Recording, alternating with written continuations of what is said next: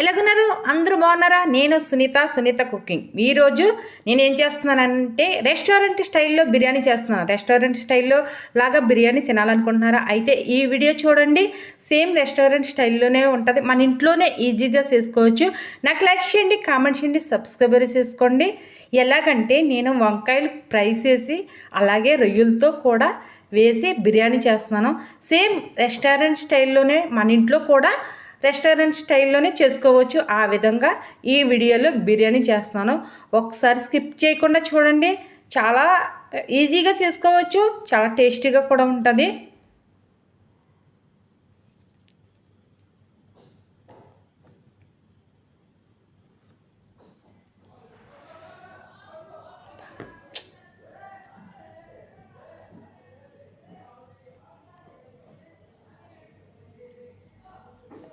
నేను ముందుగా స్టవ్ వెలిగించి గిన్నె పెట్టి నీళ్ళు పెట్టాను. మనకి ఎసరికే తగినంతగా నీళ్ళు పెట్టి నేను సాల్ట్ వేస్తున్నాను. స్పూన్ హాఫ్ సాల్ట్ వేస్తున్నాను.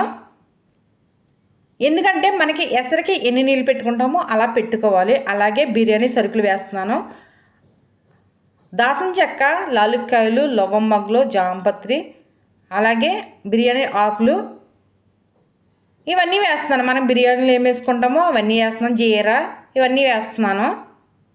ఇవన్నీ వేసి మనకి నీళ్ళు మరిగే వరకు ఉంచుకోవాలి. ఈ బిర్యానీ సరుకులు కలర్ మారాలి మనకి.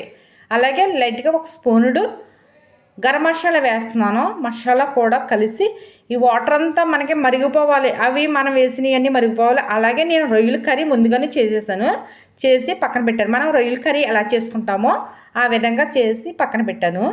మనం ముందు వీడియోలో కూడా రొయ్యల కర్రీ పెట్టాను, అలా చేశాను. అలాగే 2 స్పూన్లు ఆయిల్ పోస్తున్నాను.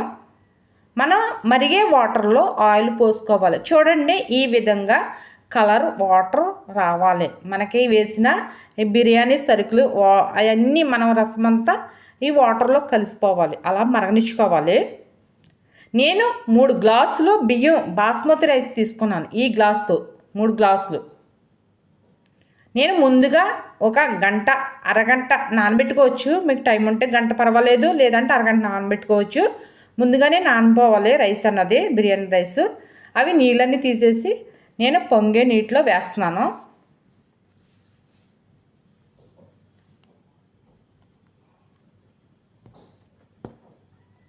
మొత్తం రైస్ అంతా వేసేసుకోవాలి.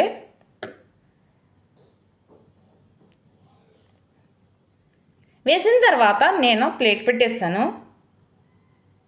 ప్లేట్ పెట్టేసి మనం రైస్ వంచుకోవటానికి ఇలాగా బెజ్జాల గిన్నె తీసుకోవాలి. ఇలాంటిది నేను స్టీల్ గిన్నె తీసుకున్నాను. మనకు బెజ్జాలు ఉన్నది. ఈ రైస్ వంచేసుకోవాలి. నేను దొమ్మ బిర్యానీ చేస్తున్నాను. అలాగే నేను తగినన్ని వంకాయలు తీసుకున్నాను. వంకాయలు తీసి ముందుగా కడిగేసి మళ్ళీ వాటర్లో పెట్టాను, పక్కన పెట్టాను. ఈలోగా రైస్ చేస్తున్నాను. చూడండి, ఉడుకుతుంది. ఇంకా లైట్గా ఉడకాలి. మనము ఎప్పుడైనా సరే ఎక్కడ దొమ్ము బిర్యానీకి మిస్టేక్స్ చేస్తామంటే రైస్ అన్నది మెత్తగా ఉడకకూడదు. మనం పలుకులుగా ఉండాలి రైస్ అన్నది. అప్పుడే మనకి బిర్యానీ పర్ఫెక్ట్గా వస్తుంది. మనకి మెత్తగా అయిపోతే మళ్ళీ దొమ్మేసినప్పుడు కూడా అందులో ఆవిరికి ఇంకా మెత్తగా అయిపోయి జావ కింద వస్తుంది రైస్ దగ్గర మట్టుకు మిస్టేక్ చేయకూడదు. రైస్ అన్నది మనం బియ్యంలాగే లైట్గా ఉడకనిచ్చుకోవాలి. లైట్గా పలుకు ఉన్నది అనిపించుకుని మనం వంచేసుకోవాలి. నేను ఆల్రెడీ వంచేసాను. ఈ వంకాయలు కూడా కట్ చేసేస్తున్నాను. ఇదిగో ఇలాగ కట్ చేస్తున్నాను. కట్ చేసి స్టవ్ వెలిగించి నేను కళాయి పెట్టి ఆయిల్ అవి ఫ్రై చేసుకోవటానికి, వంకాయ ముక్కలు ఫ్రై చేసుకోవటానికి నేను ఆయిల్ పోస్తున్నాను. ఆయిల్ పోసిన తర్వాత నేను వంకాయ ముక్కలు కట్ చేసినవి కాగే ఆయిల్లో వేసేసుకుని మనం గోల్డెన్ కలర్, బ్రౌన్ కలర్ వచ్చే వరకు యాగనిచ్చుకోవాలి. చూడండి, ఈ కలర్ రావాలి. కలర్ వచ్చిన తర్వాత తీసేసుకోవాలి. బిర్యానీ అన్నది చాలా టేస్ట్ వస్తుంది మనం ఇలాగా ఫ్రై చేసుకుని వేసుకుంటే. అప్పుడప్పుడు ఇంట్లో ఇలా ట్రై చేసుకోండి. చక్కగా అందరూ ఫ్యామిలీ మొత్తం హ్యాపీగా తినొచ్చు. పిల్లలు కూడా, పెద్దోళ్ళు అందరూ కూడాను. మళ్ళీ ఇంకో 2 సార్లు కూడా వేస్తున్నాను. అలాగే ఇవి వంకాయ ముక్కలన్నీ ఇలాగ ఆయిల్లోనే మొత్తం వేపేసుకోవాలి. మాడించుకోకూడదు. చూడండి, ఇదిగో ఇలా మెత్తగా రావాలి. కాలుతుంది. ఇలాగ ఆయిల్లోనే వేగిపోయి రైస్ కూడా పొడి పొడిలాడుతూ వస్తుంది చూడండి. నేను వంచేసి తీసి పెట్టాను పక్కనే. ఇలాగ రైస్ కూడా పొడి పొడిలాడుతూనే రావాలి. నేను పచ్చిరొయ్యల కర్రీ, అలాగే వంకాయలు, వేపించిన వంకాయలు ఆయిల్లో, అలాగే నేను స్టవ్ వెలిగించి గిన్నె పెట్టాను. నేను అదే గిన్నె బియ్యం వండాను కదా గిన్నె. ఈ ఆయిల్ ఏంటంటే మనం వంకాయలు వేపుకున్నాం కదా, ఆ వేగిన నూనె, కాచిన నూనె వేసుకోవాలి. అప్పుడే మనకి చక్కగా వస్తుంది బిర్యానీ. ఈ కింద వేసాను ఆయిల్. వేసిన తర్వాత నేను రైస్ వేస్తున్నాను.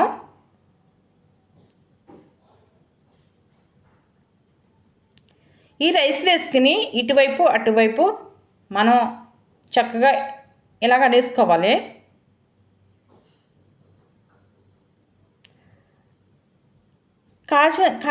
కాసిపెట్టిన ఆయిలే వేసాను. అది వంకాయలు వేగనిచ్చుకున్నాను కదా, ఆయిలే కింద వేసాను. తర్వాత నేను రొయ్యల కర్రీ తీసుకున్నాను.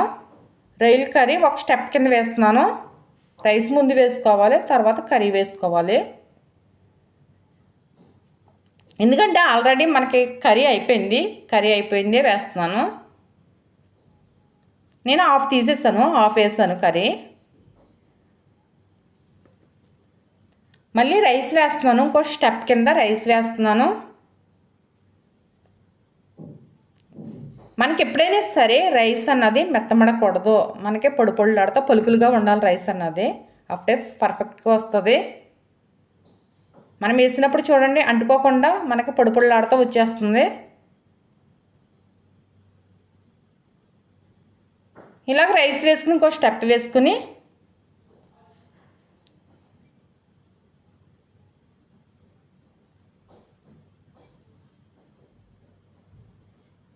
నేను వేపు పెట్టాను కదా వంకాయలు వేస్తున్నాను.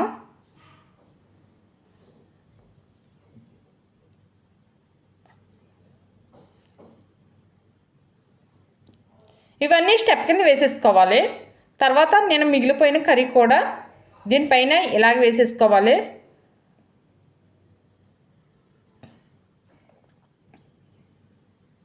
వేసేసాను. మిగిలిన రైస్ కూడా పైన కూడా వేసేసాను, స్టెప్ల కింద వేసాను. అలాగే వంకాయలతో కాసిపెట్టిన చూడండి ఆ ఆయిలే మళ్ళీ పైన కూడా వేస్తున్నాను. నేను ఏమీ వేయటలేదు, ఉల్లిపాయలు ఏమీ వేయటలేదు, కొత్తిమీర అవి ఏమీ అక్కర్లేదు, ప్లెయిన్గా వేసేసుకోవచ్చు. ఇలాగ ఆయిల్ వేసిన తర్వాత లైట్గా ఫుడ్ కలర్ రెడ్ తీసుకుని పైన వేసేసుకోవచ్చు. సింపుల్గా చేసేసుకోవచ్చండి ఇంట్లోనే. మనం ఈజీగా అయిపోతుంది ప్రాసెస్ అన్నది. అలాగే నేను వేసేసిన తర్వాత నేను ప్లేట్ పెట్టేసి చూడండి. ఇప్పుడు నేను వేసేసాను కదా మొత్తం అన్నీ అయిపోయాయి. అన్నీ అయిపోయిన తర్వాత ప్లేట్ పెట్టేసి చిన్న మంట చేసుకోవాలి. మొత్తం చిన్న మంట తగ్గించేసుకోవాలి. తగ్గిన తర్వాత అయిపోయింది. ఆవిరి వచ్చిన తర్వాత నేను వేరే ప్లేట్లో తీసి వేరే ప్లేట్లో వేసాను. చూడండి. నాకు లైక్ చేయండి, కామెంట్ చేయండి, సబ్స్క్రైబర్ మట్టికి మర్చిపోకుండా నాకు కొంచెం ఎంకరేజ్ చేయండి. అలాగే పెరుగు, ఉల్లిపాయ, నిమ్మకాయ పెట్టుకుని తింటే మనం రెస్టారెంట్ని ఇంట్లో ఫుడ్ తెచ్చుకుని తిన్నట్టే ఉంటుంది. సేమ్ అలా ఉంటుంది. అలా ఒకసారి ట్రై చేయండి.